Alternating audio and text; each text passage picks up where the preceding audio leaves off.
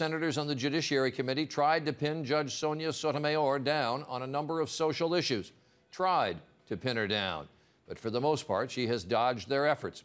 And that has prompted complaints from conservative senators. And now some outside liberal groups are joining the critics. Here's Jan Crawford Greenberg. The questions were more intense, but her answers remained elusive.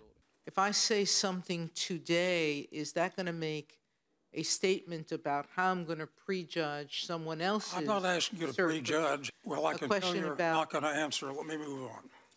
On the third day of Sotomayor's confirmation hearing, she kept her responses safe.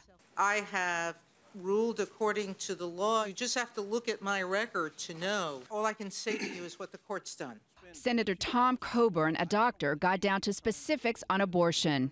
Let's say I'm 38 weeks pregnant and we discover a small spina bifida sac. Would it be legal in this country to terminate that child's life?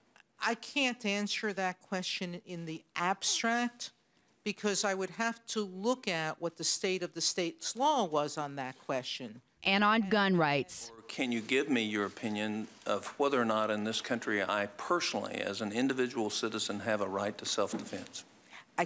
As I said, I don't know. I don't know if that legal question has been ever presented. I wasn't asking about the legal question. I'm asking about your personal opinion. That's what American people want to hear, Your Honor. But Democrats remain solidly in her corner.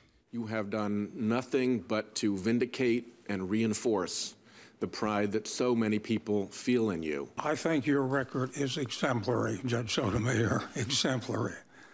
I'm not commenting about your answers, but your record is exemplary.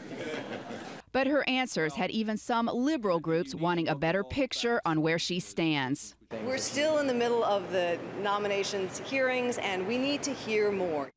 Now, confirmation has always been Sotomayor's to lose, and she's followed a time-honored strategy that we've seen from nominees going back 20 years of just not saying too much. She'll be back tomorrow for her last day of questions. A vote could come as soon as next week.